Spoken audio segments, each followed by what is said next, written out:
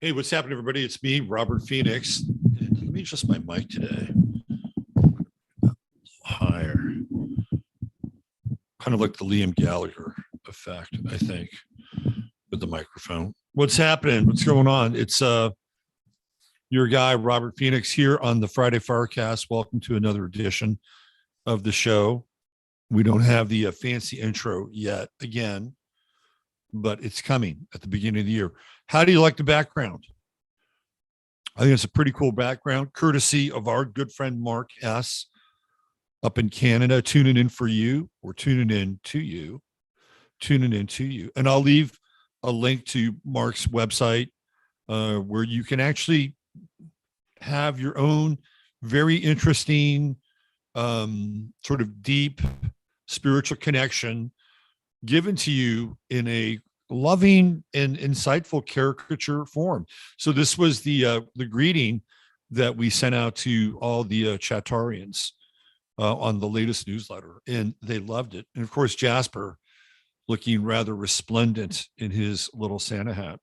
So we got a great show planned for you today, and I need to take care of a little bit of business before we bring our guest Christopher Anatra on. And I think you guys are going to love the conversation. We're going to be talking about timelines and Mandela Effect and a bunch of other stuff.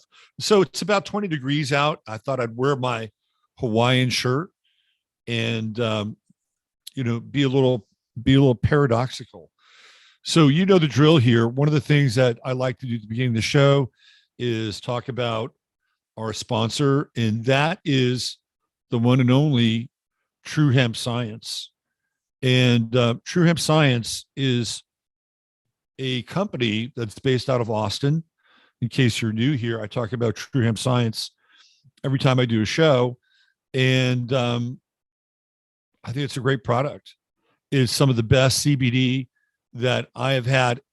Very effective stuff. And this is Chris's latest concoction, 19. And as I've done before on the show, demonstrated just how easy it is to partake of CBD. Just a few drops underneath the tongue, and I'm good to go. This is my first dose of 19 today. Don't take it after 4 p.m., apparently. But if you're looking for some CBD to get your health habit off on the right foot at the beginning of the year, you could go to truehempscience.com /ref/23. And if you spent $100 on Chris's products, and there's a bunch of stuff there. In fact, I think he's working on some moon dust gummies. I had one the other day, by the way. It was really good. Got to tell you. So this is what we love to do. We love to promote the product because it helps Chris do R&D and bring new things out to us. And of course, everybody who's had the product just absolutely loves it. So if you spend $100 or more and type in 15MINS, you'll get free product. 150 more, you get free shipping. And of course, once more, the URL is truehempscience.com /ref. That's REF /23. Now, I'm going to do something a little extra today and a little bit different just before I bring Christopher on.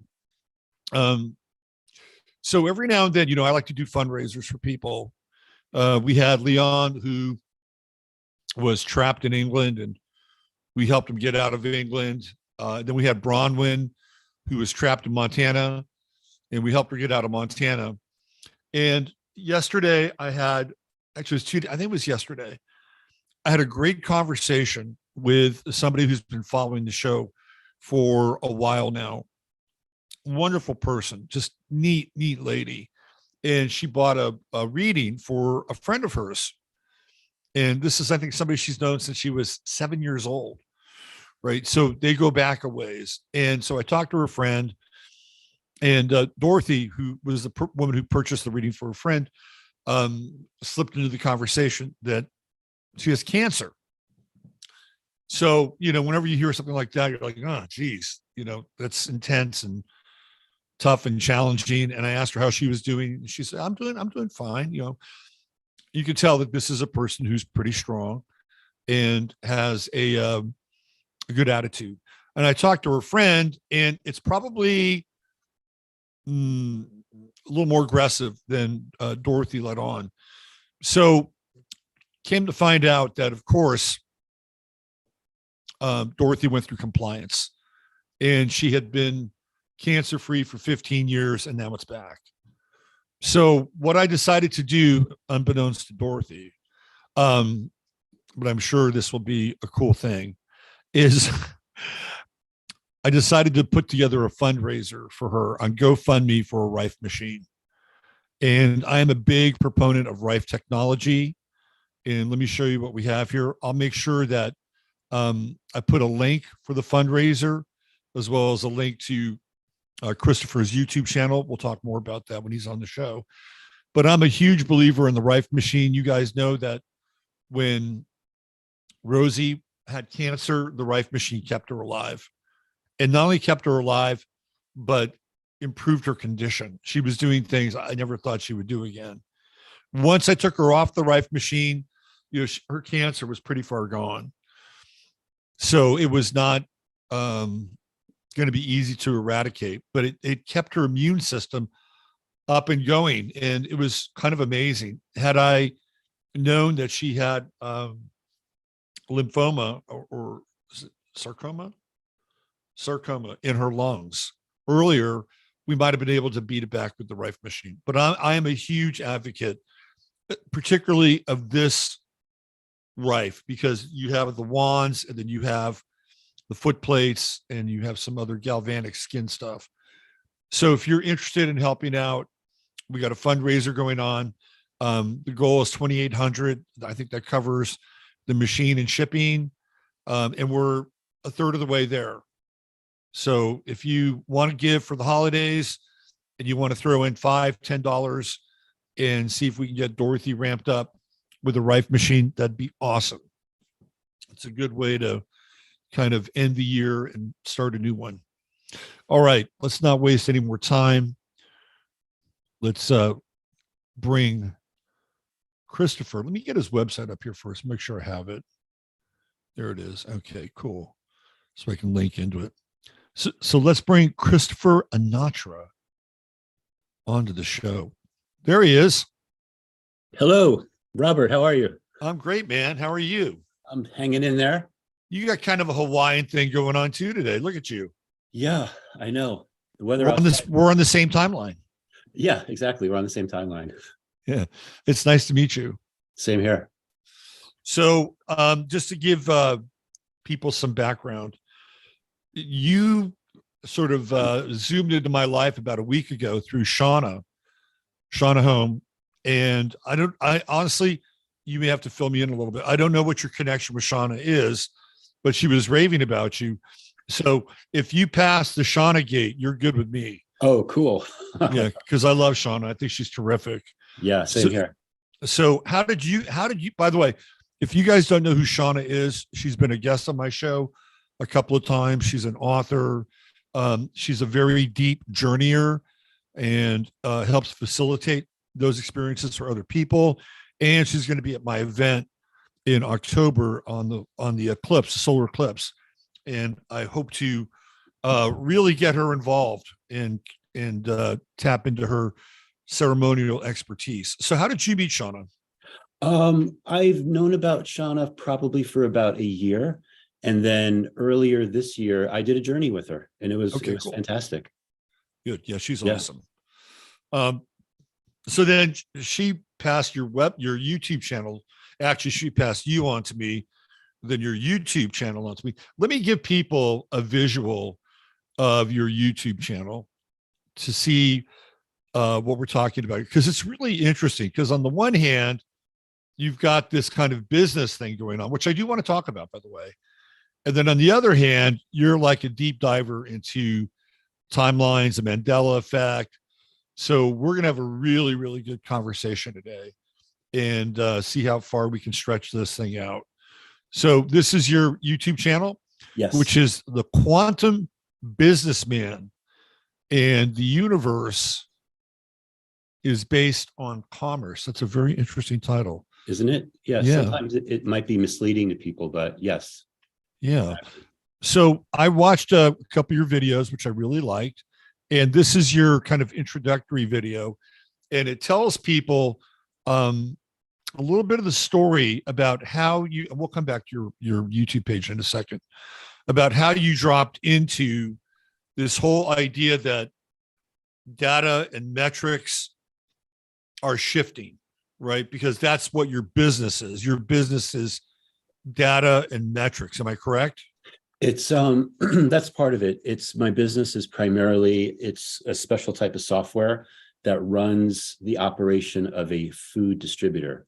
And usually these are guys that have like a warehouse, they'll have like a fleet of trucks, maybe 20 or 25 trucks. Right. They'll deliver produce or something to a certain geographical area. So that's really what my main business is all about. Is it a variant of just in time? Yeah, exactly. Exactly. And it's also considered what they call the last mile part of distribution. Okay. It's getting it to the actual grocery stores or restaurants. So for people that aren't familiar with just in time, it was a kind of a revolutionary uh, byproduct of Ross Perot and Walmart. Am I right about that? Yeah, yeah, exactly. Yeah. So Ross Perot figured out, okay, you don't need to use all that warehouse space for product. We'll maximize the store. We'll make everything readable via a barcode. And when you get down to the third product, it's all automatically being reordered, right? Exactly, because it knows like how much, each customer normally utilizes. Like a diner will go through so many cases of French fries every week. So it knows like to order them just in time. So there's never too much in their inventory. Yeah. Right. And you're on the food side of this. So you're on the food, Yes. the food equation. Yes. Okay. So was that always your background? Were you always involved in sort of computer distribution, numbers, all that stuff? Yeah, it's actually a business that I started when I was in my early 20s. So back in the 90s, I started this business. So, and I always specialized in food, in the distribution of food. Yeah. Interesting. Cool. So while you were going through this, what I was able to call from your video, you began to see discrepancies in some of the figures, some of the numbers. And since you'd been doing this for a while, it probably puzzled you, right? Yeah. So there was a flurry of activity where customers were saying that they didn't think the numbers in their reports were matching up to what they remembered certain customers, purchasing and that type of a thing. But it got even more curious when they started saying that we have bugs in our software because our software, for some reason, changed all of their Stouffer stovetop stuffing to Kraft. And I would be like, what? That doesn't make any sense. Why would we change? No, our system wouldn't have a bug like that. Then come to realize Stouffer stovetop stuffing had never existed. So that and all these other things that have been, called Mandela effects started affecting my clients, my business, myself personally. Right. And yeah, then it led into the whole, what is a Mandela effect and how is this operating and started from there. So about what time was this starting to happen? For me, it was probably starting to happen around 2017, for sure. 2017. Okay. That I was noticing it. Yes. Right. And when did we first see kind of the early iteration of the Berenstein Bear stuff? When did that show up? Everyone's a little bit different, but I think most people will say between 2015 and 2016. For myself, I remember it happening earlier than that, but I didn't know what that was because I had a younger son at that time and I would read him the books. He had like 20 of them. And I would every night we'd read a Berenstein Bears book. And then one night I pulled one off the shelf and it said Berenstain Bears. And I'm like, oh, a misprint on this book I never caught before. Then out of curiosity, I looked at all the other books and they all said Berenstain. And I was like, I couldn't figure it out. Like I literally thought somebody broke into my house, stole all my good Berenstein Bears and replaced them with Berenstain. I'm like, did my ex-wife do that? Like, what's going on? And then, you get busy with life. Right. Life goes on. And then you just kind of put that to the side. Okay. So you have the Berenstain Bears moment. Are there any versions of Berenstein Bears around now?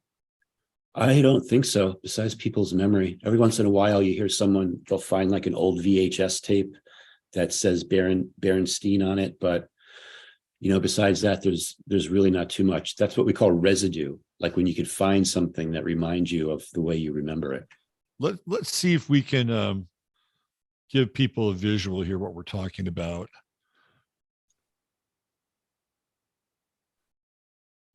Yeah, it was never the Berenstain Bears. Never.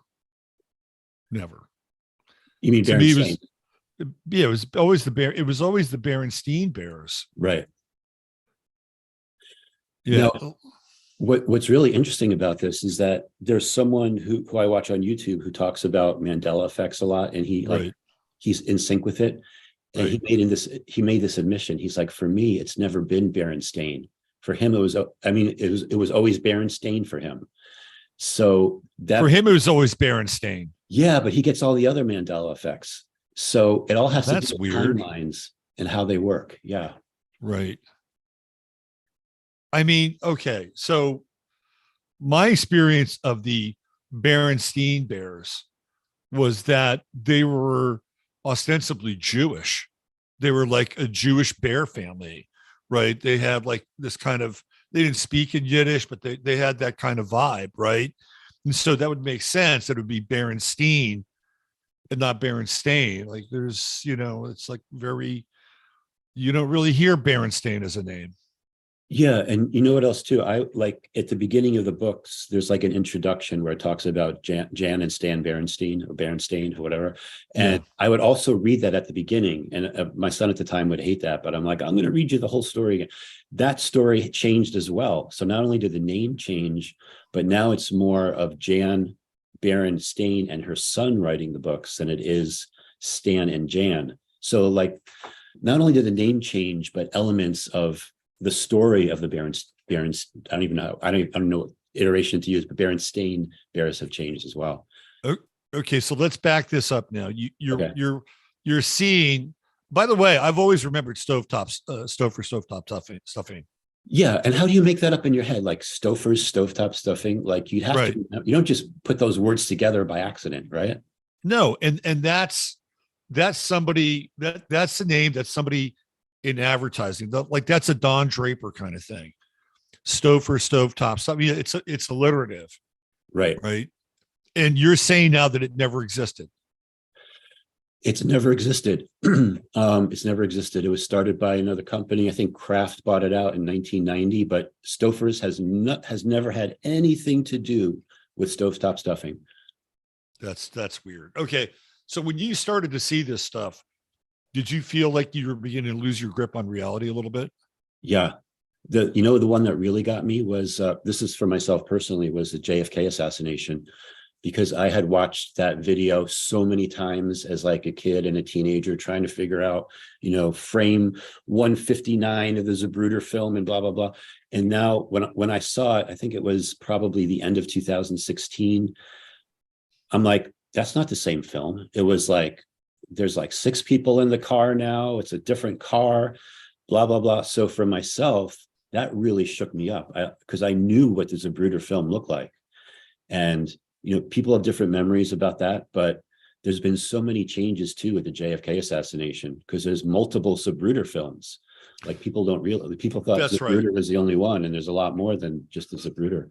Well, I remember that the original Zapruder film also went out of circulation for a while. Like it was, people couldn't access it. Then all of a sudden it came back again. I'm like, okay, well, where did it go? And what did they do with it while it was gone? I mean, that was part of it. So I've done a little bit of timeline stuff in a kind of a different way, but the JFK event is a huge timeline node. Like it is really major. We can talk a little bit more about that when we get into 9/11, which I think the two are connected. At least that's my experience. Okay. All right. So you were a JFK. Let's call you a historian, not a conspiracy theorist. But you're a historian. So you started to see that there were, again, discrepancies in the number of people in the car. So where did that take you? Well, then that, more investigation led me to someone named Orville Nix. And Orville Nix made a film across the street from Zapruder of the other side of JFK being shot. And his more showed the grassy knoll. And I'm like, oh, who is this Orville Nix? I never heard of him. Right. Yeah. And then there was another woman named Marie Muchmore, and she was also filming on the same side as Orville Nix. So now we got 3 films. So, and then there was a woman named Anne Mormon who took a Polaroid the exact instant that JFK was shot. And I'm like, wait, no. Like, I don't remember any of this. Like, there's so many details that are just, they were never there before. That's right. Yeah. And this is all around what, 2015, 2016, at the same time? Well, the way I see it, the way these timelines, when they start merging, it's always information. There's more information that comes in. So for me, it started like end of 2016 with like the different car and 6 people in the car. And then over the years, all of a sudden the Orville Nix film appeared. Then the Maria Muchmore film appeared. Then the Polaroid. So to me, it's been like compressing of timeline data over the last few years, at least. Right. How did you resolve what would appear to be a crisis in your business? Well, it's funny because at my office, like every few months, we'd have these 3-day classes where customers would fly in from all over the country to get some additional training about how our software works. So I put this presentation together. I made this like PowerPoint. I spent like, I don't know, maybe 40 minutes going over the Mandela Effect, quantum physics, and your food distribution business. And I'll tell you, some of my customers, they were just like, their eyes were glazed over. They didn't know what to, they're trying to figure it out. Yeah. So for me, I was trying to like, let them know that our software wasn't changing it. And if they remember Haas avocados spelled H-A-A-S, not the way it is now, like Haas, H-A-S-S, there's a reason for that. And it has to do with like what your memory was. So at one point, I was trying to explain that to my clients to try to have them make sense of it. Some got it, some didn't. I still do that, but on a very limited basis. So you were actually, that's a giant leap. Like, you're bringing people in to talk about the business and you're like red pilling them. Exactly. And not everyone's ready to be woken up. That's what I found too. It's like we all have like an alarm clock, so to speak. And when it's our time to wake, like a wake up time, like like a sell by date or expiration date. So when you hit that date, it's okay to wake up. But if you try to wake somebody up before that, sometimes you could do more damage. Yeah, they can be quite resentful and or even downright ornery when those moments happen. Yep. Put on the sunglasses. Yeah, exactly. Yeah, like they live. Yeah. So okay. Now, I'm just curious, did you lose any customers as a result of this? My board of directors was like, Chris, don't go public with this. Don't do it. And I'm like, I'm going to do it. So, but no, I didn't. I did get some, some grief from just a few people. They were like, just focus on your software, not your quantum physics stuff. So some people voiced their concerns, but they're still using the software. It works great. So great. Yeah. Interesting. Okay. So you've run across some very interesting material based on repetition of what people have ordered. And then now you're starting to see these things show up in your personal life, things that you followed for a while. So you have a son. You're married, I'm assuming, is that correct? I am not married, but divorced many years ago. But yeah, I actually have four kids. So were you married when you were going down the quantum time rabbit hole? Actually, I wasn't. But at that time I had a girlfriend, and she was very, what she actually said? She's like, she wanted me to stop talking about Mandela Effect. She's like, I like my reality just the way it is. And I'm like, but I want to understand my reality better. And she didn't, and we broke up. So right, it goes sometimes. Now you're on different timelines. Yeah, literally. I mean, because that's part of the process as well. And people don't always. It can be really, well, awkward would be a minor way of putting it, but it could be really life-changing when, even through COVID, and when people were going through having to make life-changing choices, and just having people split off and okay, well, I love you and you're great, but I can't go there with you. So it's always an interesting dynamic that's introduced into relationships. Exactly. And there's always like the peeling away of the onion too, because in some relationships, people can go like 80%. Then you get to that 20%. It's like, okay, I don't know about this. That's a bridge too far. Well, maybe you can focus on the 80% and see if the 20% can be spanned.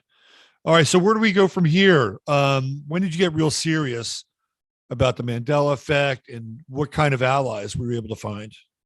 Yeah. So, the Mandela effect for me was like kind of like the beginning of a series of like unusual events that started happening in my life. And one of the next events that I had was literally starting, well, I've told the story before, but basically having seeing these beings in my bedroom after having this interesting experience of I'll call it a type of ET race, of a feline type race. And I was like, what is going on? Like, who are these people? Like, I felt totally normal, totally sane. And I see like these like lion people in my bedroom. So I'm like, I started telling my friends about it. Do you ever like see anything weird like that in your life? And people like, what are you talking about? And then I started getting these visions, and I would close my eyes, get these visions of high resolution color, like 10-second movie clips from things I couldn't even like imagine.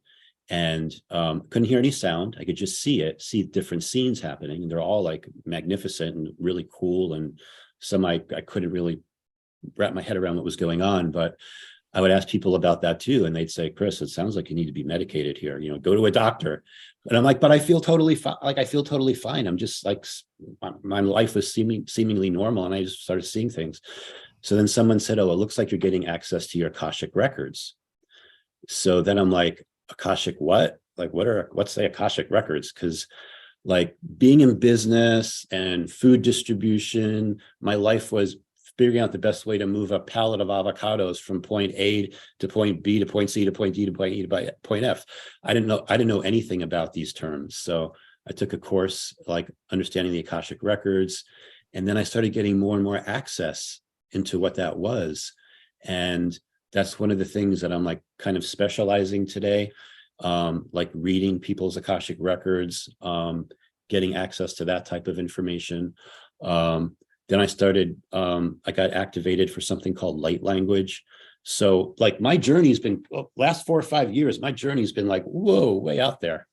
Wow. Yeah. Yeah. And you've been able to hold down your food distribution gig at the same time.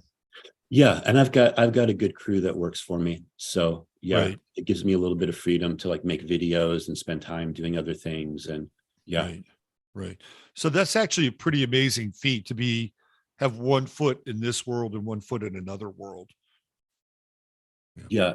And it's good to be grounded. You don't want to always be like, woo, Way out there. Google land. Yeah. You want to be grounded in reality at the same time. Yeah.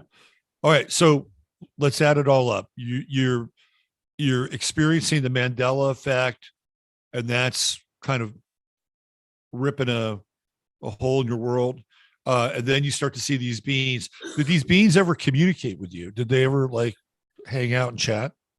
No, they didn't. And I've had like certain experiences where like I could, like some beings were trying to talk to me, but I couldn't hear them. They would be like trying to tell me something really important. And I'm like, I can't read lips. It's like a Star Trek episode.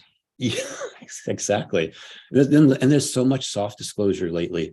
Like you mentioned Star Trek and all these movies that talk about timelines and everything everywhere all at once, that movie, and Doctor Strange, and the multiverse of madness, and all these things I think are starting to help people like understand. Like, so when I talk about these different things, people have a little bit of like, oh, I saw a movie that had those elements inside of it. So the soft disclosure part of what's happening is also a huge help. Yeah, when I was a kid, I was watching those early Star Trek episodes, circa like 66, 67, and they were mind blowing. And the time travel stuff really was always the topic, was always the subject matter that grabbed me. Yeah. And I my son. Hold on. You always call me during my show. Oh my God. Okay. Well, I'm sorry. I was just dealing with something.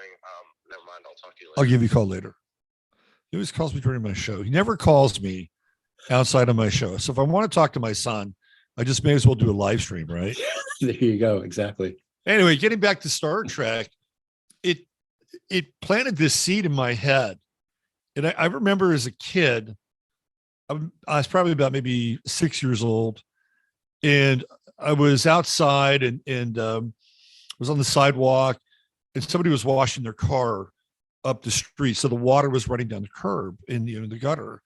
And I looked at it and I thought of that little river of cart wash water as like time. And I know I was keying in with the Star Trek stuff. And I thought to myself, this is like time. Perfect. And time in the past is still happening. Right. That was my takeaway. And then I walked up to my father and I said, so is the past still happening? And I asked him that question.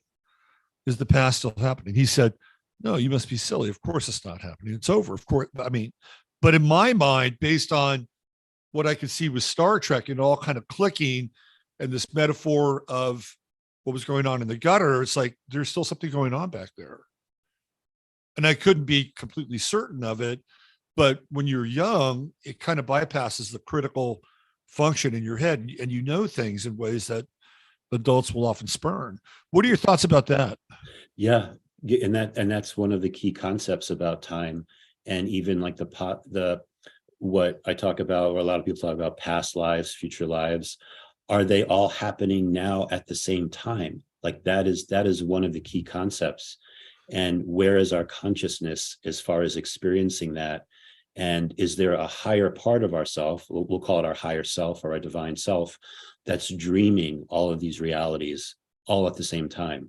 So yeah, I think that's one of the key concepts. It's hard to wrap your head around that because we exist in linear time, almost like a movie film strip, one frame at a time. That's how we are experiencing things.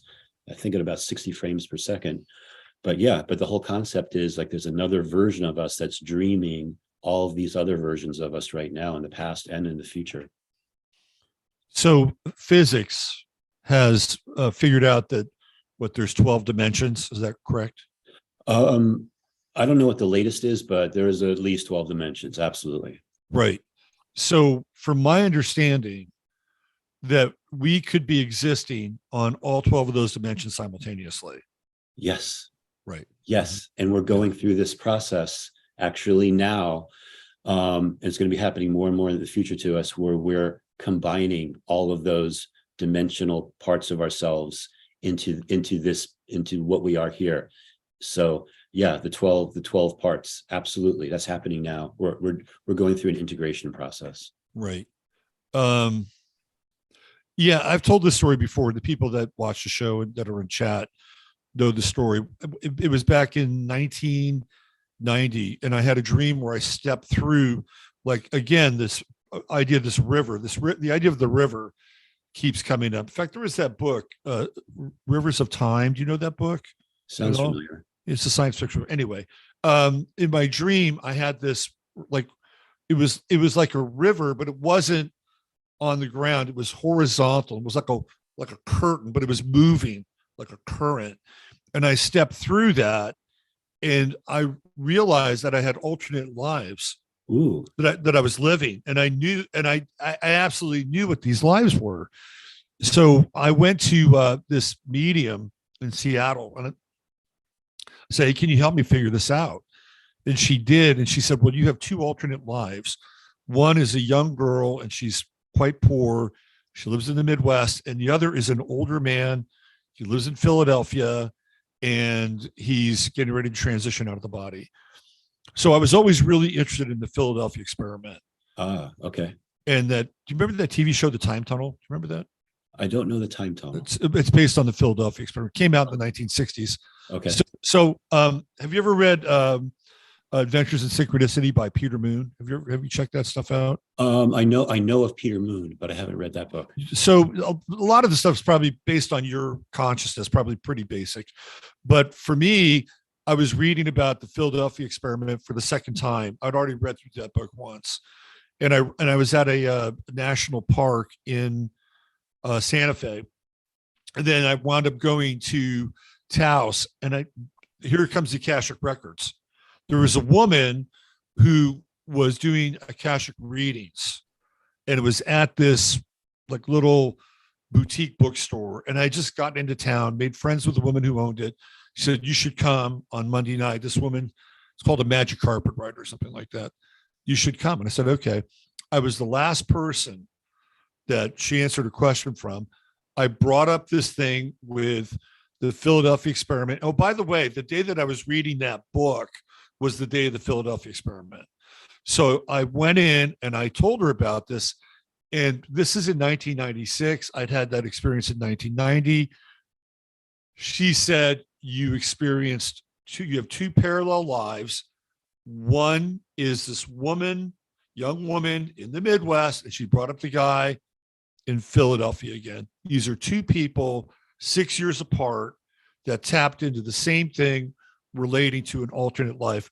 And apparently the guy who I theoretically have this alternate life with worked on the Philadelphia experiment. So that's what my hook in there was. Have you experienced anything like that personally, or ran across anything like that? Yeah, you know what? I've run across that specifically related to the Titanic. Because that's one of those, I call it like the JFK assassination, 9/11. I call those like hairballs of timelines. Yeah. 1912, the Titanic sinking was also one of those hairball of timeline experiences. And I have run across people that have had parallel situations where they were actually had different experiences of being on the Titanic. So that type of a thing is absolutely, I've run across that. Interesting. Yeah. Yeah. So, you know what else is interesting? When you think of the Titanic, you have James Cameron, right, director, and he makes a cinematic timeline shift with that movie, because everything prior to that was really dark and dystopic. And then he does the Titanic, which is the story about, love and commitment and sacrifice, all these rather heroic and romantic themes. And then his movie arc and direction completely changes after that. And he goes into Avatar land. And I always thought that was fascinating too. I had heard that he's a Mason. And part of the whole thing with the Titanic was more than just a movie. It was like initiation with him. What other hairballs have you run across?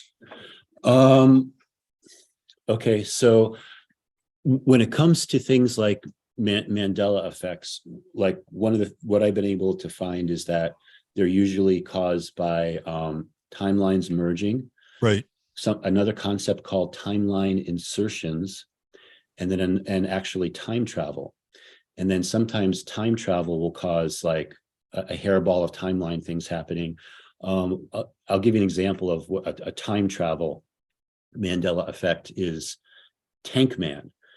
So I think the year was 1989 in Tiananmen Square. There are all these protests in China. Right. And there was this man that bravely stood in front of a tank. And in my old timeline, the tank ran him over.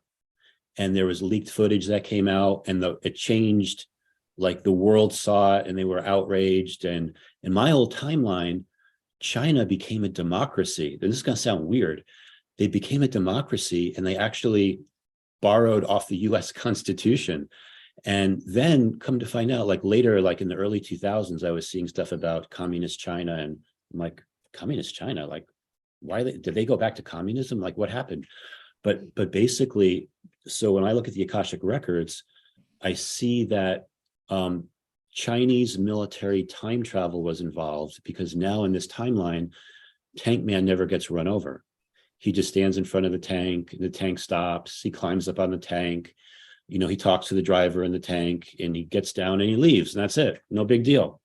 So a lot of people like myself remember the way of him being like run over. I don't know which way you remember, Robert, but that would be an example of. I don't remember him getting run over. Okay. And I remember that there was this call to action that George Bush never answered. And that there was this critical moment where communism was falling, right? And here was this another opportunity to push the next domino down. And that didn't happen. And then, of course, the Clintons get elected, and then China is in the catbird seat. So this is interesting because you and I share a similar memory of the Berenstein Bears. We share a similar memory with Haas avocados, but we don't share a similar memory around China. And that's fine. Yeah. Let me give you one more. Hindenburg disaster. Yeah. Survivors, no survivors. What do you remember about that? I remember no survivors. Okay. In this timeline, 63 survivors. There was something like 90 something people on board, including staff. Now there's 63 survivors. And that was also a time travel situation because I'll give this like a surface level scenario, what was happening. But basically, these big airships were causing a lot of prominence for Germany.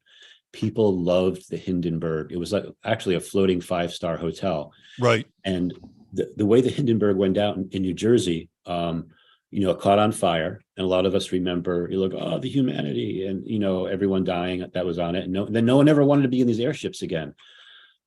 So from what I was reading the Akashic records, time travel was involved. And one of the key elements was St. Elmo's fire, because now they say the reason that the Hindenburg ignited was this rare atmospheric condition called St. Elmo's fire, which also happens when time travel is involved, because back in the day, ship captains would use St. Elmo's fire to escape. Like it would hit the mast of the ship, and then the ship could translocate to another location or even travel through time. It's another esoteric concept, but basically every timeline where the Hindenburg never went down, the Nazis always won World War II. The only timeline where the Nazis would have lost was the one where the Hindenburg went down, because that started to collapse people's respect and the Germans, prominence on the world. And the Hindenburg was going back and forth. It actually had 63 successful flights. It was mostly going back and forth to South America. It would go from Berlin to Brazil and South America, and then, to the United States and blah, blah, blah. Yeah. But that was another example of like what I would call a hairball of timelines, because there was different factions trying to have the Hindenburg go down and others that didn't want the Hindenburg to go down. So, and now we have the result, but now there's 63 survivors. Interesting. And they have offspring, and we're able to trace them. Right. Interesting. Yes, exactly. More people, people Right. on the timeline because of that. Very interesting stuff. Let's talk a little bit about time travelers. What do you think the technology is? Because I do believe there are time travelers. I mean, we've seen very strange video of people that are showing up with things and doing things that theoretically shouldn't be there. Right. Exactly. So what's your take on the time travelers? Well, there's organic ways to travel through time that some beings have access to. And there's also military projects where, Right. they've learned the secrets, usually using something called plasma technology. And plasma is one of the states of matter, but basically using plasma technology, there's a way you can travel through time. And there's a lot of people that have their accounts. Andrew Basiago is one person that talks about his time travel experiences. But yeah, so the military, and I made some videos about that too. There is something related to the Mormons and Joseph Smith that I talk about, and his death that was completely different than what I remember. But it goes back to how the CIA and different military branches would usually draft Mormons to be part of these programs because they were known to keep a secret, so to speak.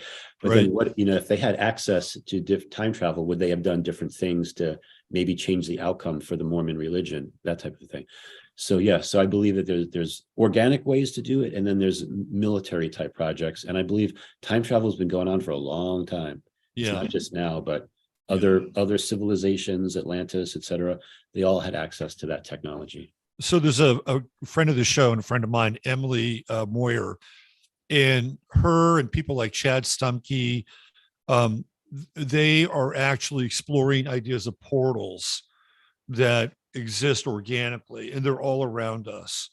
What's your take on that? Have you ever run across any of these portals? Yeah, portals, stargates. I just saw one. There was well, you've heard of the auroras that appear over the North Pole and the South Pole. Right. Yeah. There was a very unusual aurora that appeared over Norway, which on December 11th, it was a spiral aurora, and it Is was that the same spiral that showed up when Obama was there and he got his Nobel Prize? I think that I know that story. Now this is a little bit different. Yeah. Yeah, I know what you're talking about. And there's one actually that appeared over CERN too, when they had fired up one of the Atlas Collider, Right. this portal type open. But this one that happened just recently over Norway seems to be an organic one. So, but yeah, that whole concept where they could appear that way, and was it a portal that the Earth was going through? There's portals that people can go through. Some people can actually spot these portals. Yeah, absolutely. Are you familiar with this whole concept of Tartaria and all these buildings that are being resurrected via the mud flood and stuff like that? Yeah, and how that frequency is starting to come back. Yeah, yeah. Can we talk about that a little bit? Yeah, yeah. So, I mean, from what I see in the Akashic records, Tartaria was an offshoot of Atlantis. Mhm. So from Atlantis, after the final fall of Atlantis, arose the ancient Egyptians, arose the Mayans, arose in Turkey is called Göbekli Tepe. Some of these ancient Chinese families that live in the forests of the mountains of China come from that as well. But Tartaria was an offshoot of Atlantis, and yeah, they've existed since then. And a lot of it has been either erased from history or tried to be erased from history, or there have been things doing related to timelines to try to get them off the timeline, to actually delete those timelines into a concept called the land of the forgotten.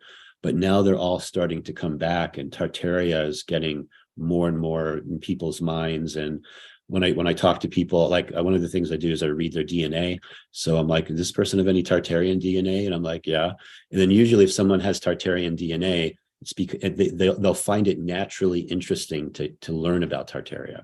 Right. Yeah. Yeah. I've often talked about the Palace of Fine Arts in San Francisco, which seems to be a Tartarian relic. And as a kid, a young adult, I would just go there all the time. I would just gravitate to that place and hang out there. So when I found out that it was one of these Tartarian timestamps, I'm like, oh, well, that makes sense in a lot of ways.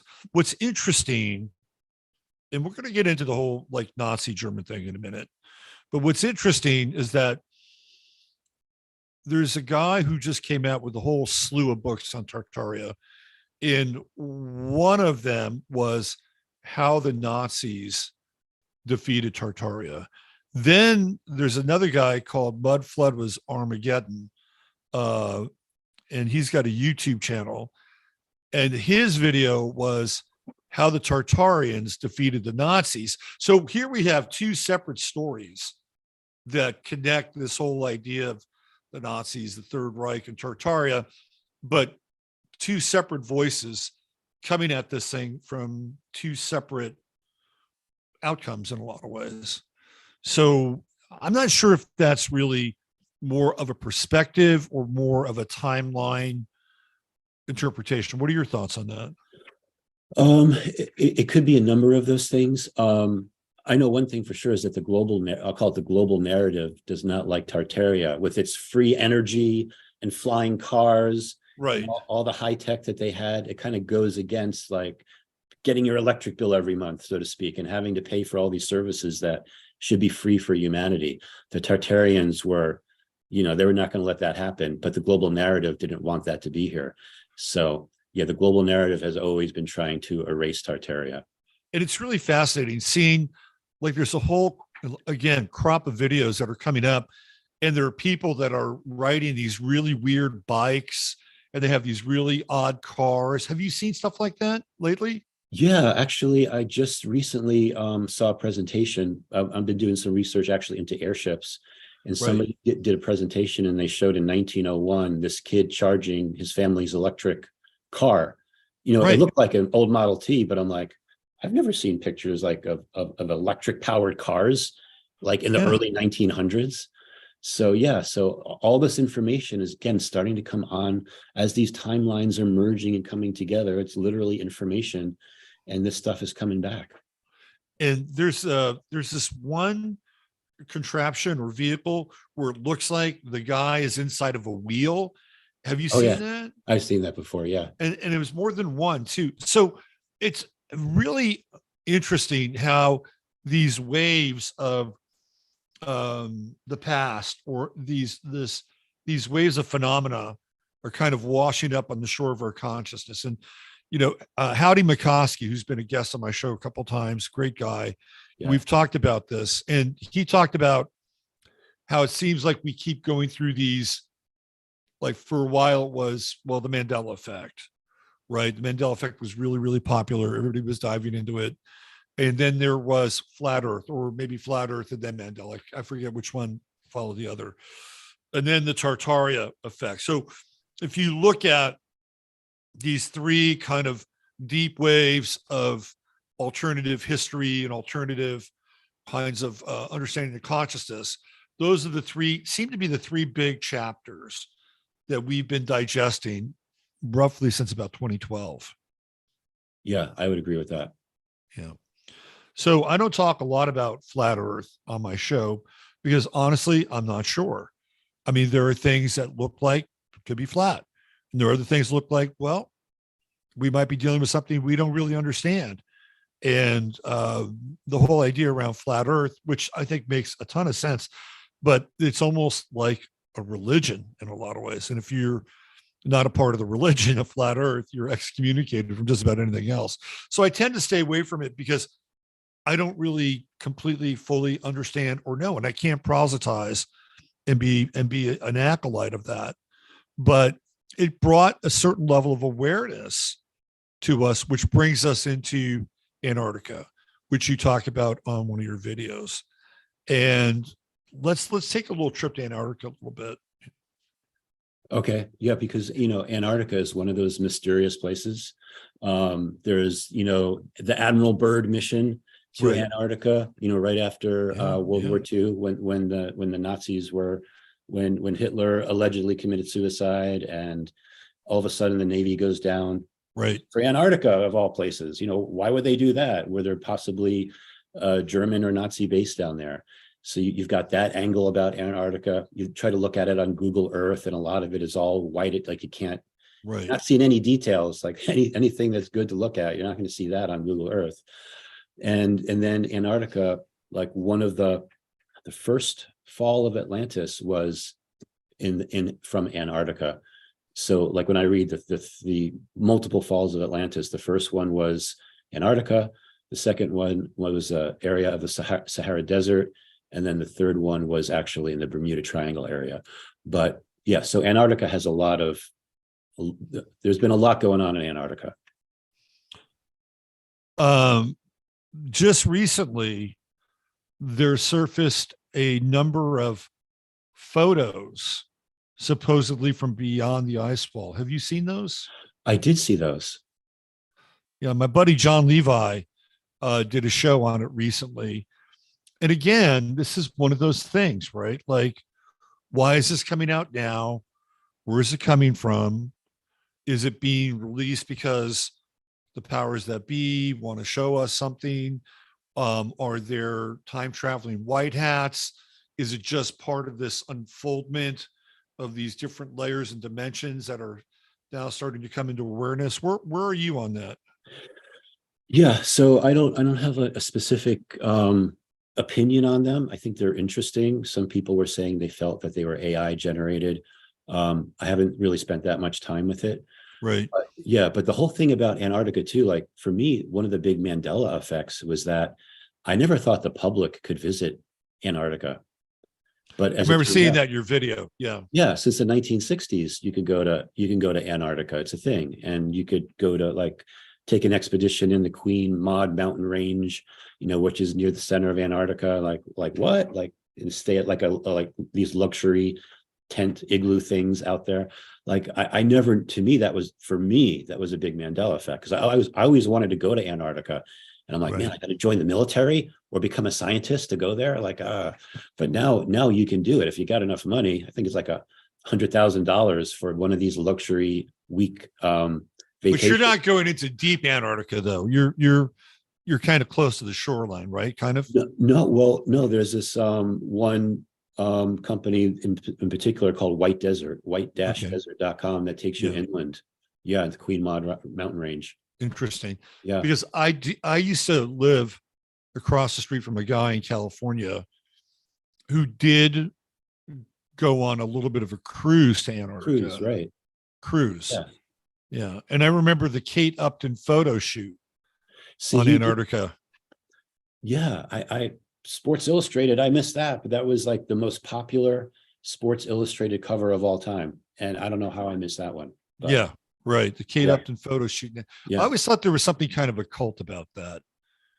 I wasn't able to really put it together, but I still do to this day because she was very big at that time, literally, Yeah. figuratively. So yeah, the whole Antarctica thing is a bit of a disjunction. When did you find out that this company was doing tours, I'm sorry. doing the tours to inland Antarctica, the White Yeah. Desert? How long Yeah. ago?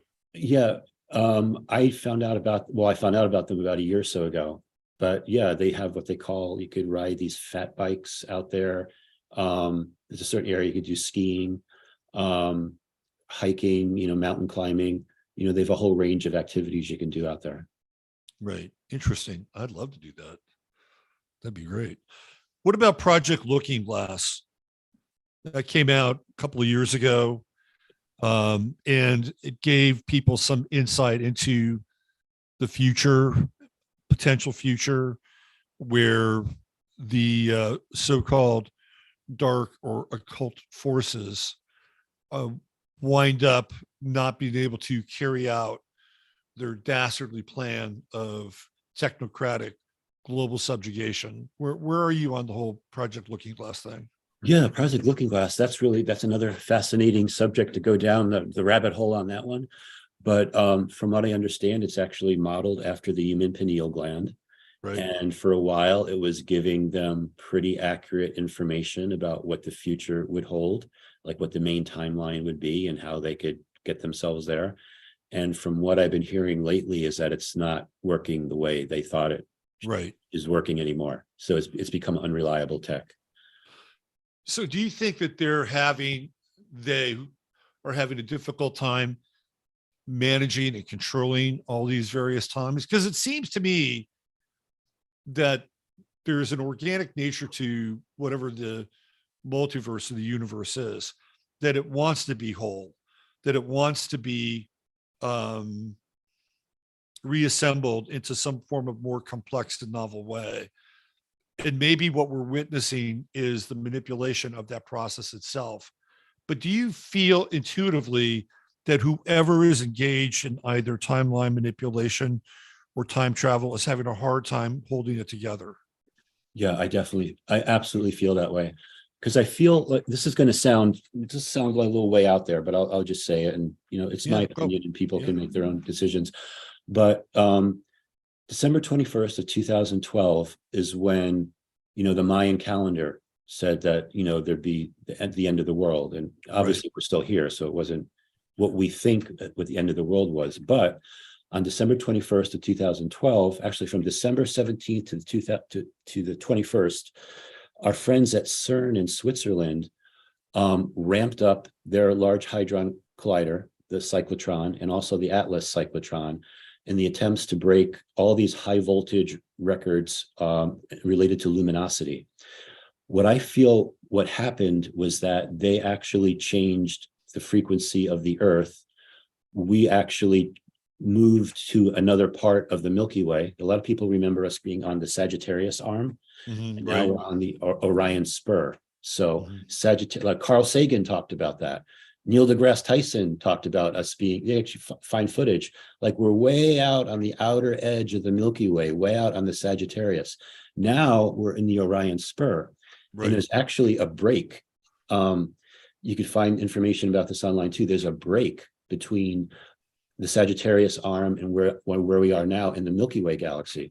So I believe that something happened. Frequency of the Earth changed. We moved, but then that triggered something related to divine law to come in and take over. So I believe that in a way, the world did end in a manner of speaking. We were all moved to a different location. And actually, this past December 21st was the 10-year anniversary. Right. And computers, binary systems, everything is ones and zeros. 10 is a 1 and a 0. Right. I believe that we've reached a landmark where our sun, the central sun of the Milky Way galaxy, and the grand central sun of the universe have all made an alignment. And now we're going to be progressing in a way almost like December 21st marks the shortest day, of the year, Right. less daylight. Now I believe we're in a new era of light. And I believe that we're in a new age where we've been going into this new age, but it's kind of locked and loaded now, but basically an age of truth. Like Yeah. you can't hide truth anymore. Right. In the golden age, I believe that we've now really begun that transition. Right. So that's a really interesting point. And it feels to me like we have been in this nadir, right? We've been in this real low point, in this trough. And really, how long have we really been in this trough? I mean, I would say fundamentally for me since 9/11, 2001. But it's I gotten, agree with that. yeah, it's gotten pretty troughier since then. But that makes total sense. You know what always blew me away too was just prior to 12/21 12, Sandy Hook happened. Like I think Sandy Hook might have been December 17th, if I'm not mistaken. So we have this event, and there have been all these other events, right? I mean, we have Parkland, which took place in Florida, hasn't really stuck around, but there was something about the Sandy Hook event that lodged itself inside of our consciousness in a way that these other events really haven't. I mean, even when you go back to the Aurora High School shooting, which was theoretically the first one of any note, right? Big, bad, terrible trench coat mafia. Not a lot of people remember it, but Sandy Hook is literally like a hook in our memory. And then we have very strange discrepancies between the kids and then the Sandy Hook singers at the Super Bowl, right? I mean, really, really strange stuff that took place. But I always thought that was like fascinating and weird that Sandy Hook was right on the cusp of 12/21/12. And honestly, it's been the dark gift that keeps on giving in a lot of ways. So what are your thoughts on Sandy Hook? Do you have any at all? I really don't have any strong thoughts about it, but I'm in Connecticut and it happened here in Connecticut. So I remember just the big uproar of people like this, how could this one person who Right. Get a hold of a gun and do whatever. But and then there's a lot of mysterious things, like a lot of things that didn't quite add up. And that's how a lot of these big events are. Like when you start looking into them, it's sometimes easy to be like, well, this doesn't make any sense. Like all the crazy stuff about 9/11, like things just don't add up. And could there be actually a manipulation of timelines sometimes to get things like put into this timeline for a certain outcome to happen? Right. Yeah. Well, I feel like that was a big point of not just emphasis. I mean, when you start off with JFK and you go to 9/11, all the synchronicities and the correspondences are just off the charts. And here we are living in this post 9/11 world. We have the One World Freedom Tower, which looks suspiciously like a hypodermic needle. Huh, Like I what never were thought of that. yeah, what were they telling us? Yeah, Right. right. All right. So let's get into some of the Nazi stuff because I think that that's very interesting to a large extent. Um, you made some correlations between the movie The Man in the High Castle, Yeah. which is a Philip K. Dick book. Yes. But by the way, I think we just passed Philip K. Dick's birthday. I Oh, think it was, is it December 17th, maybe? I know it was a Sagittarius. Anyway, maybe Tessa is listening, but they turned Philip K. Dick's book into a movie on Amazon where the Nazis wind up winning World War II, and then the rest of the world is sort of organized based on that. So you made some correlations with that book and the timeline. The Nazi thing is always fascinating to me because, I mean, look at what they're clamoring about now more than anything, like fascism, right? Fascism. Trump's a fascist. Fascism really was not that big of a deal until Trump showed up, right? 2016. And so now we have all these kind of post-Nazi themes that are going on in our culture. And do you think that this is a bleed through from a particular timeline effect, or do you think it's a byproduct of just strategy and marketing and targeting a certain individual in a group? yeah. That's an interesting question because there is one scene in Man in the High Castle where the one of the main characters who's a Nazi is shown a map of the multiverse. Yeah. They're being explained about like this Earth, this is happening on this Earth, and on this version of Earth, this is happening, and they don't know anything about us. And in this version of Earth, we lost the war. Like, let's figure out why we lost the war. So, yeah. So when you start to think about all these other timelines, like Philip K. Dick remembered a timeline where the Nazis won. That led to him writing that book. To him, it was a distinct memory. Right. And yeah. So is it possible that these other timeline versions are aware of this timeline and have been trying to, I'll call it, do timeline insertions to make it so that they could actually win the war? And there's lots of examples of that. And like one of the examples I talk about was before the United States got involved with fighting the Germans, I think the year was 1941, a Nazi U-boat sailed into New York Harbor and sank an oil tanker called the Coimbra. Now, never have I ever heard in any World War II history or anything I ever read that the Nazis actually approached the East Coast, let alone sailed into New York Harbor. And then I found out that there were 5,000 people that were killed on boats outside on the East Coast of the United States, a lot of them outside of Connecticut, where I am, being sunk by Nazi U-boats. And I'm like, what? Like all these people. I've never heard that either. Yeah. And so because they say the US Navy was unprepared, so the civilians formed something called the Hooligan Navy, which was fishermen and people that had yachts. They would go out and call in sightings of U-boats type of a thing. So the hooligans were out there patrolling for Nazi subs. And I'm like where I missed this part of history. Yeah. But could that be timeline insertions where Right. the Nazis were trying to keep pushing and making it so that they actually reached more of the United States of America? But in this timeline, we see that they actually did things a little bit differently. They infiltrated us differently and got involved with NASA. It sounds like Right. Nazi, but the NASA space Right. program. Werner von Braun. Yeah. Exactly. So yes. But they don't write the history though, right? Because historically, post World War II, the history is not written by the Nazis. It's written by the socialists. It's written by the Stalinists. It's written by the Zionists, right? We live in a post-Stalinist Zionist World War II epoch. At least that's my experience, right? And theoretically, the victors get to write the history, unless, of course, they're deking it and just kind of going underground. But Right. so it's very interesting when we get into like that side of the story as well. But you have Operation Paperclip and Von Braun.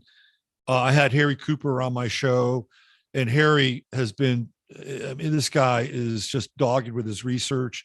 He's been to Argentina, Brazil multiple times. He knows that the Third Reich got out on submarines leaving Spain. They knew they were going to lose that version of the war. So then they went to South America, right? But yeah, I mean, it's a very interesting melange of influence because my experience of post World War II Earth is that we may have some Nazi overlay or some of the brain trust, but that's not how I experience this reality. Like I experience this reality as being, for lack of a better term, heavy Zionist and heavy, like, our friends in the Middle East and the Fertile Crescent and dual citizenship. It's not dual citizenship with Germany, right? It's dual citizenship with one specific country. So can we be living, again, this is a kind of a philosophical question, can we be living in two or more multiple realities? Oh, where absolutely. Yeah. where the post World War II story is told by somebody different, and yet there's a substrata or a sub narrative of something else, and maybe multiple ones going on simultaneously. Exactly. And I think that's even some of the reasons why we get deja vu, as a matter of fact. Right. Like how many has our life been like a Groundhog Day over, like, have we actually lived the same life? So many, I'm counting like 300 times or so. And so like when we get a deja vu experience, are we remembering something from another timeline that ended, and then we're re-looping again? So there's that concept. And when you talk about the Germans and the Nazis, like what happened to them, and then you get into the secret space program and Right. Germans in space, so to speak, and people's experiences with that, remembering being part of that. So it kind of like the whole tapestry of reality is so complex. It is a very complex virtual reality game simulation mind matrix thing that we're involved in. Yeah, that's really interesting. What's your take on The Simpsons? How do The Simpsons pull this shit off? Yeah, I know. It seems like his name, Matt Groening. Matt Groening. Groening might be a time traveler. Definitely, there's something going on with him for sure, and a little bits of like the future type predictive model stuff that he puts in there. Absolutely. What about Back to the Future? That one's a mind blower. Yeah, that one's pretty good too. That was a good start to help like explain what happens with time travel, and when Biff gets a hold of the gambling book and goes back in time and is able to be change his whole he becomes like a millionaire because he wins all of this gambling and horse races. He becomes Trump. That's who he becomes. Is that who he becomes? Okay, I didn't know. He's got the hotel. He lives at the top of the hotel. Okay. And he's president of the United States. I mean, Biff becomes Trump. That's very fascinating. Yeah. So The Simpsons, though, it's like, how do they know? Is this predictive program? Do they know what's going to happen? And then they turn it into cartoons, or what do you think? It could be Project Looking Glass data that they got a hold of. It could be something related to time travel, information that's coming back from time travelers' experiences, because a lot of people think time traveling just into the past, but you can go into the future as well. Right. And then, putting like little insertions about, not making it, very, very obvious to see, but people that watch The Simpsons, sometimes they'll look at things frame by frame and be like, whoa, that's exactly what happened, so. Yeah. So do you share your ideas with your kids? Yeah, my two older ones, they're not really that interested in it. Right. My two younger ones, I have like a 10-year-old and a 12-year-old. They're a lot more interested. Yeah. Yeah. They're more open to it. Yeah. Seems like when kids are younger, they have a little more plasticity in their brains. At least that's what Basaggio talks about with all the time jump stuff, right? They're all young kids. Exactly. exactly. Yeah. Yeah. Did he go to Mars? Did he go to Mars with Obama or something like that? Yeah, he said that. Yeah. Barry was one of the people that was involved in the program with him. Yeah, and they're supposed to be selecting between him and Barry to be president, and that's why he thought he could still be president. That's why he tried to run for president. Have you ever met him? No, I haven't. I'd like to do a show with him one day, like a podcast or something, but no, I haven't met him yet. He's available. Quite frankly, who I'm going to have on here in a couple of weeks had him on a show a few months ago. So I think he's open and amenable to. You should have him on. You should talk time with Andrew. You guys have a good conversation. Definitely. Yeah.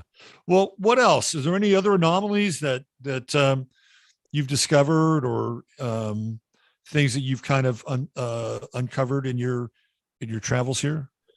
Yeah, I mean, well, there's so many things, like, just to go back to Mandela effects for a second. A lot of times it's like, historical or pop culture, but so many things. The geography of the earth has changed for a lot of people.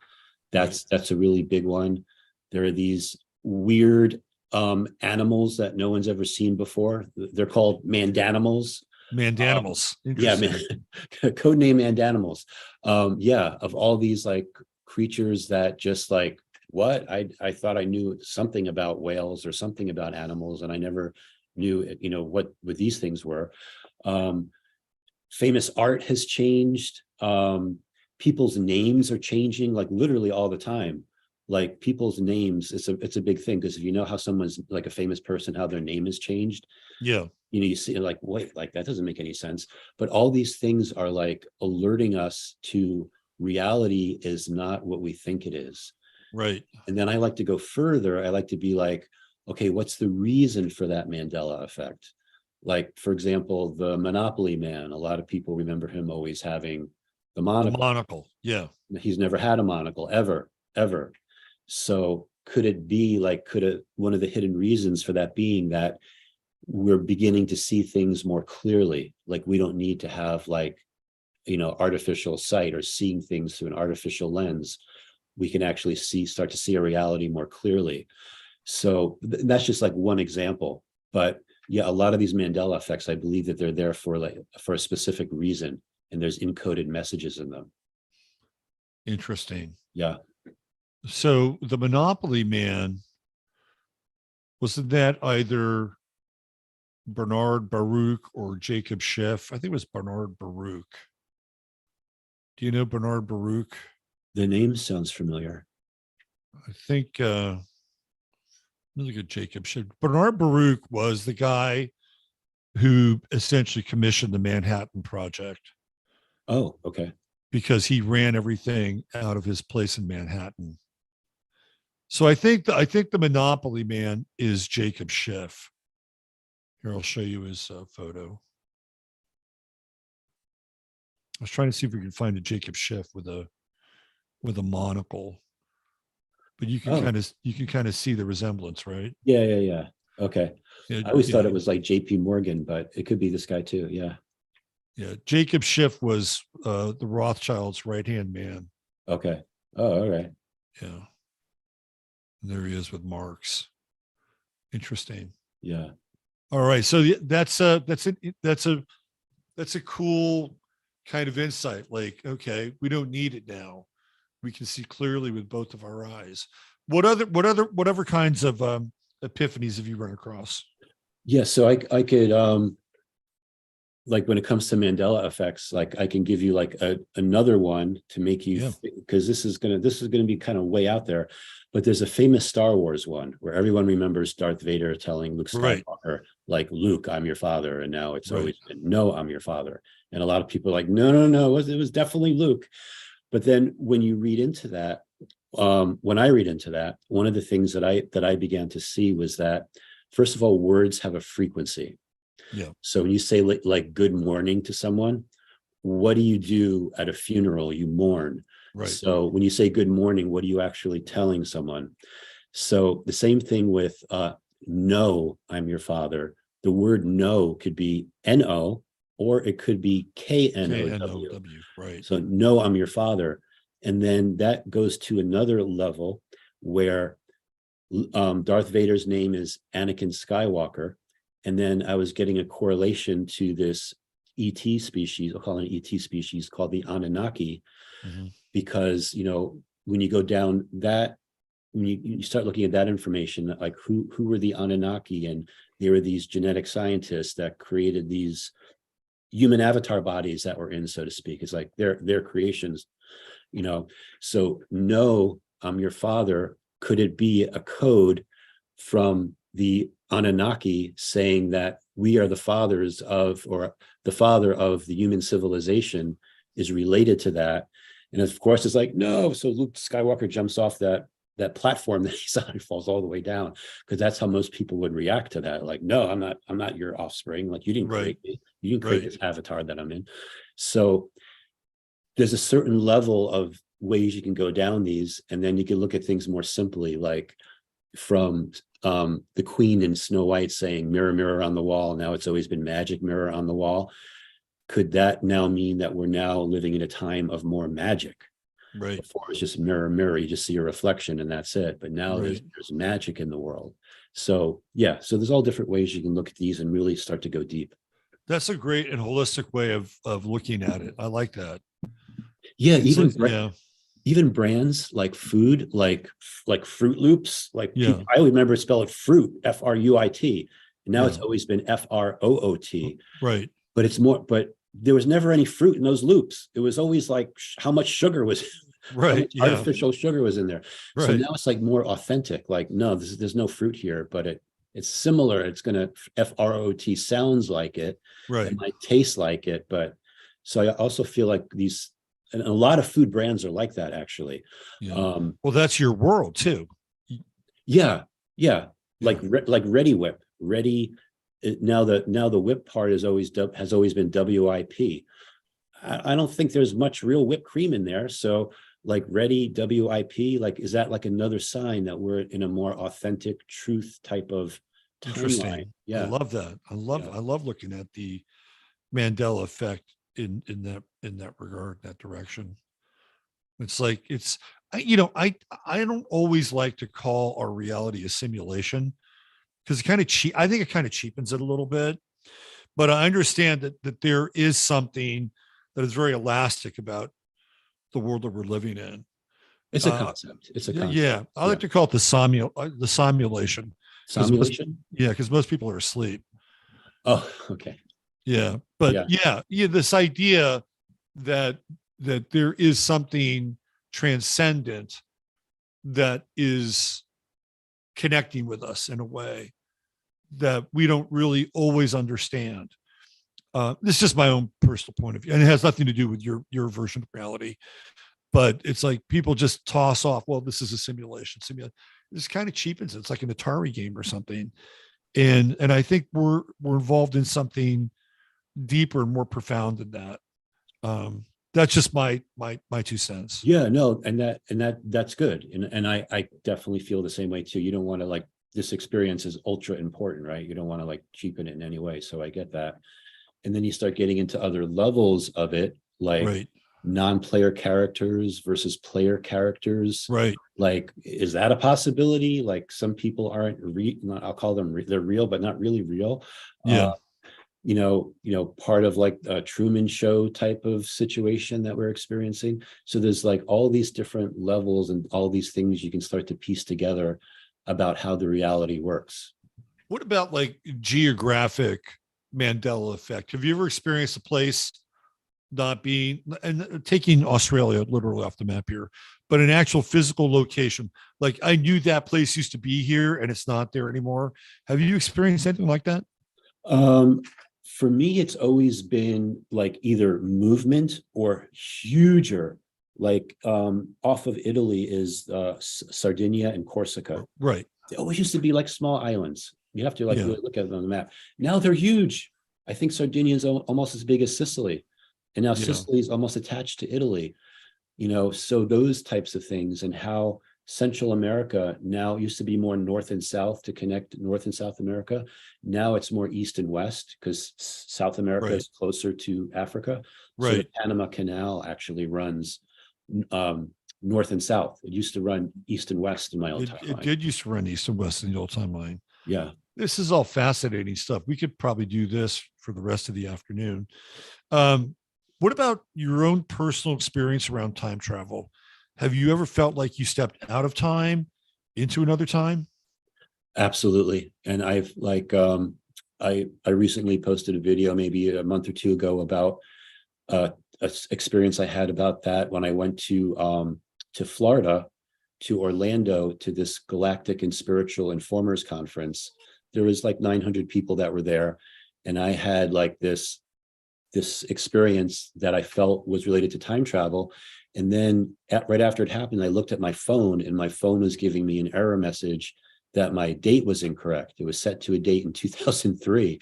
So sometimes you can have these experiences and time travel by location. Right. And then when you get some kind of physical sign that something actually did happen, was my phone hacked at that moment? Maybe. Or was I reading into it properly, that I did actually do a time travel thing and came back into the present moment? So yeah, I definitely feel like that's happened to me. I feel that probably that happens to a lot of people, and you may not realize it, or you may blank out for a minute and be like, whoa, where was I? You could be having experiences like that. Yeah. Yeah. Yeah. Interesting stuff. Yeah. A lot of us are time travelers and we don't even know it.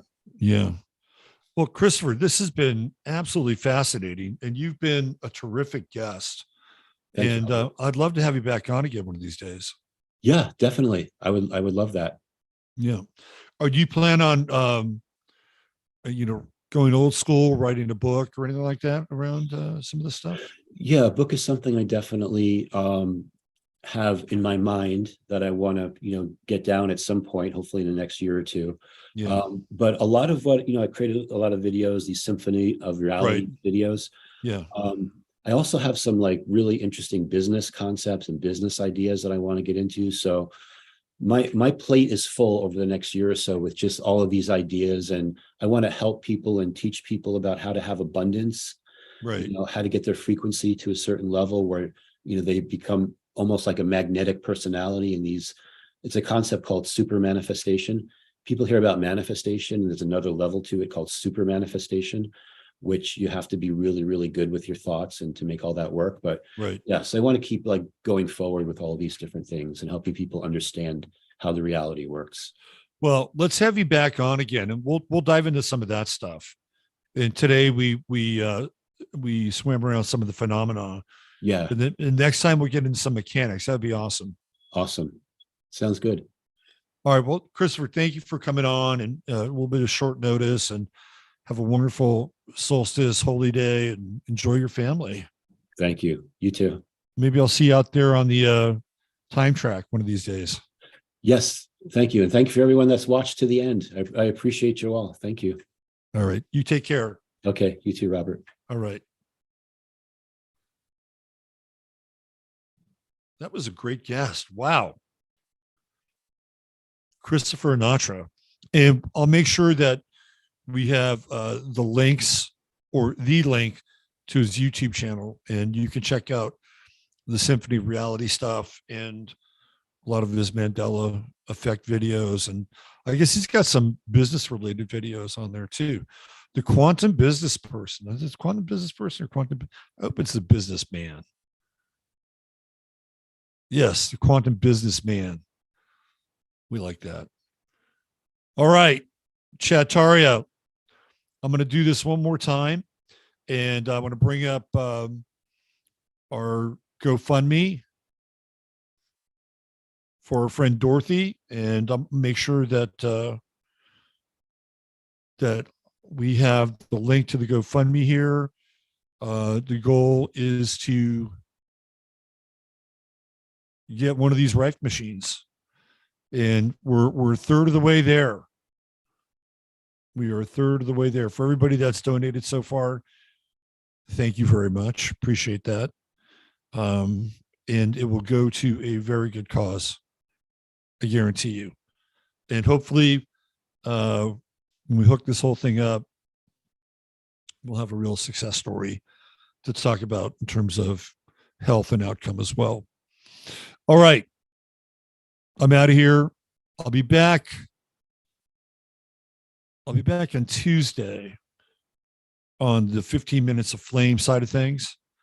And you can check in there. I think I'm going to be going over to Discord in about a half an hour.